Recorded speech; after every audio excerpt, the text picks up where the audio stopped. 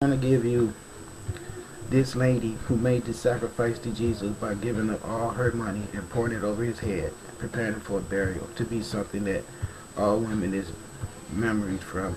Just like Mary, forever be a virgin because she birthed Jesus. So women always have power and greatness in this Bible whenever it's around them doing something for Jesus. But outside of them just being a woman, I mean, in boxing them just being a woman, and the vagina being so important and so abiding as to where everything comes from that hole and returns to that hole. Abiding principle. And the natural format that's arranged that way by the universe. Okay? Arranged that way by the universe is what I'm trying to say to you. Okay, and this is what he said. I say unto you, wheresoever this gospel shall be preached in the whole world, there shall also this, that this woman has done, be told for a memorial of her. Praise her for sacrificing the ointment to prepare me for my burial. We overlook the pain and suffering of them birthing and pus and blood and screaming and labor for 9 months, and then the raising of this child 21 years and for life. All this contribution completely get overlooked. But this woman right here that poured this ointment over white man Jesus' head, what a great task. Let this be a memorial of her for doing that. Okay. Okay, then one of the 12 called the Judas. Okay. Then one of the 12 called Judas, Iscariot, went unto the chief priest and said unto them, what will you give me? And I will deliver him unto you. And they covenanted with him for 30 pieces of silver. Now, when you covenant with someone, that makes an agreement with them. Like I tell you guys, I work for the Son. Don't forget that. I have an agreement from the Son that says everything you need on that earth, I will provide for you. So I come up here and I'm saying to you guys, all right, now listen. I have a clearance from the Son for you guys to give me the sustainment that I need. But see, you guys got that military with those tanks and those stupid planes and all that, and I understand that. But I got them tornadoes, and I haven't convinced you guys enough already, so we gonna have to convince you a little more. Understand, okay? Just so y'all know, I understand what we dealing with. I want you all to understand that what I'm saying to you is I've been sent here by the Son to claim this earth back from you guys who stole it. The Son sent me to tell you what it's thinking, what it's doing. That's what I'm doing right now. I'm telling you, this Bible has misled you all and made you all put yourselves in a whole lot of trouble because I'm covenanted with the Son. Okay, this guy Judas sold Jesus out. The Son of the Son, Yeshua, the real name, according to this book. Just like men on the earth right now, sell me out in a heartbeat. But see, you can't kill the God-man. The God-man will whip some shit on you because, like I said to you, the Son can make manifestations getting something in front of your eyes that'll scare the shit out of you and stop you in your tracks before coming to even think about doing something stupid. And at that time, you already be done committed the awful crime of trying to hurt me after I done told you who I am. And the Son is showing you who I am. So all this neglect and betrayal of me is only because you're ignorant. Because nothing's going to stop my mission that's ordained. And I have my covenant with the Son. I want y'all to understand that. Okay? So what they said, they covenanted with him for 30 pieces of silver. That means this guy sold Jesus off for 30 pieces of silver. Just a setup to show the hearts of man on the earth. That's all it be. Because the Son knows what a person gonna do before they can ever do it. Because the Son has to give you the energy necessary for you to do it. And the Son just don't give you energy. It knows what its energy is gonna be used for. So it allows it or it does not. That's really the way it works. Okay. Okay, and from that time, he sought opportunity to betray him. This is Judas going to betray Jesus. Notice that Judas and Jesus, well, I won't go into that right now. Okay, now that the first day of the feast of unleavened bread, and unleavened bread is bread, unleavened bread is that's the bread that you make without yeast, Because you got to, when you put yeast in bread, you got to give it a time to develop for the yeast to make the bread rise and everything. When these people left, according to the Bible story, Egypt, and the haste that they left, and they were not able to process the bread the regular way, so they had to eat unleavened bread. I mean bread without yeast. Now the first day of the feast of unleavened bread, the disciple came to Jesus, saying unto him, Where wilt thou that we prepare for thee to eat the Passover? So that means they were asking him, where is his desire to sit at? And he said, Go into the city to such a man, and say unto him, The master said, My time is at hand. I will keep the Passover at thy house with my disciples. So he told them where to go. He said, Go into the city to such a man, and say unto him, The master said, My time is at hand. So they say to such a man. That means that he probably told them the name of the man, but they didn't mention the name here. And he's saying, I will keep the Passover at thy house, meaning the man's house is where he planned to have his meeting with his disciples for his Passover. Okay? And the disciples did as Jesus had appointed them, and they made ready the Passover. Now when the even was come, he sat down with the 12. And as they did eat, he said, Verily I say unto you, that one of you shall betray me. And they were exceeding sorrowful, and began every one of them to say unto him, Lord, is it I? They all asking him, Is it me? Is it me?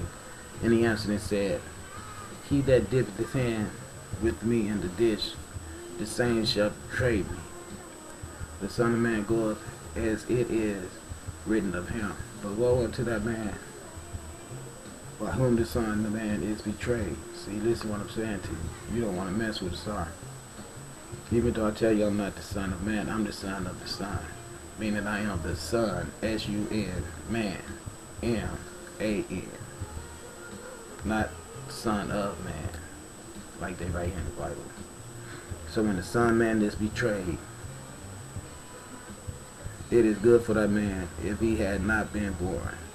What they saying is, when you cross a Sar, you just made enemies with the Son. S-U-N. You just made yourself become enemies with the S-U-N when you cross the S-O-N of the S-U-N, which I'm nothing but Son energy manifested in these aggregates. I keep telling you all that. So it says, the Son of Man goeth as it is written of him.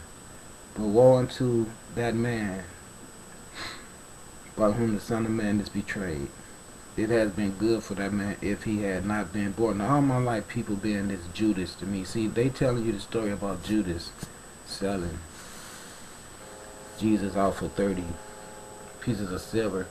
Well, what about how the whole world, all these nationalities of people on the earth sat around and watched the slaughter of us melanated people? In true fact, we've all been slaughtered and murdered. But what I mean is the orchestration of this talented arrangement to murder us melanated people completely off the world, the destruction of our history and everything, and the use of this book, and how this system of brainwashing and murder and genocide headquarters Catholicism and Christianity, as well as Judaism and Buddhism and Hinduism. Everything that gave you a God outside of self is nothing but destruction of self. All these religions is guilty of that. Spiritual bondage. Okay? Then Judas, which betrayed him, answered and said, Master, is it I? He said unto him, Thou hast said. Every nation on earth could ask that question. Am I the one guilty of the murder and the genocide of the masses all over the planet by me being a big supporter of this foolish religion? And I can answer you all right now and tell you, yes, you bet your ass you are. Okay? You betraying mankind by being involved with that foolish religion that preaches death as something that should be glorified as life, washed in the blood, and all that idiocy. Now listen, and as they were eating, then Jesus, which betrayed him, answered and said, Master, is it I? He said unto him, Thou hast said. And as they were eating, Jesus took bread and blessed it and brake it and gave it to the disciples and said, Take, eat, this is my body. Okay, eat, this is my body.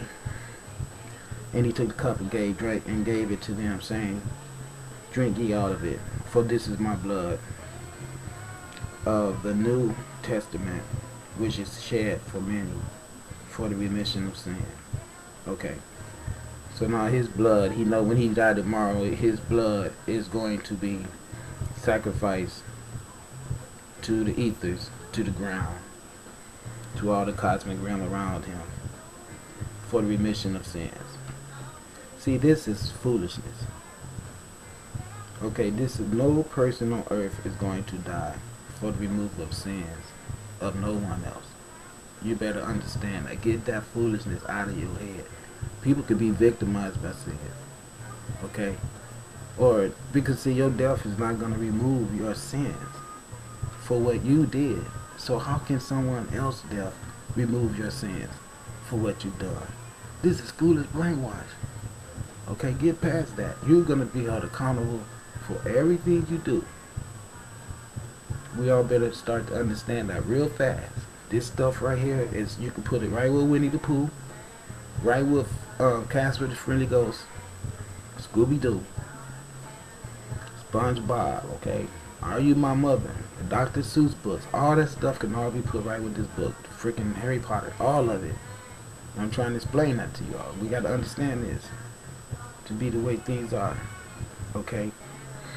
This is blood of the New Testament, which is shed for many for the remission of sins. See, this whole remission of sins was demonstrated that the sacrifice of life and lamb of servitude of the black people was ordained by the same foolish bloodshed of sorrow, tears, and bloodshed. Okay, the same foolishness right here was what was administered to the masses to ordain and give privilege to the Europeans that enslaved us melanated people with this same type of rhetoric, this same type of foolishness of bloodshed being for the removal of sin. So our heathenry, because we didn't have, according to them, the modern technology of the white man. We never gave anything to civilization. And the white guy said that we should be civilized by them, which means we had to get raped, burned in all our civilizations, like Egypt, okay, Timbuktu, all over the planet. I just showed you.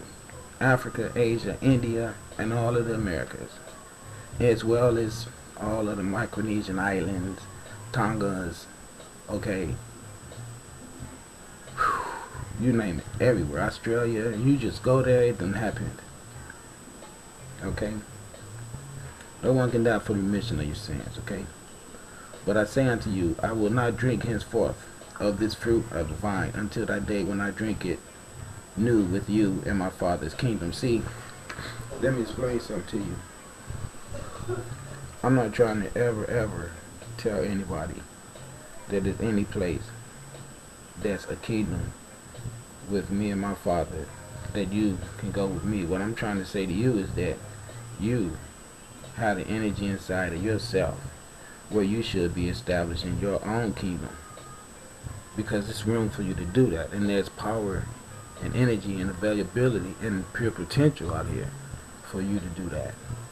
So when I come here and tell you about me and all these spaceships that I have and the connection on the universe that I have, I'm going to show you that. Whether you believe me or not, you can't stop what I am. But what I'm saying to you is that the things that I can do and the things that I have done, you can do too. Because know ye not that ye are also God. That's what I know you should understand, but you won't, because you want somebody outside of you to be responsible for you, but that's not the way things are. Okay, you're responsible for yourself, and you have everything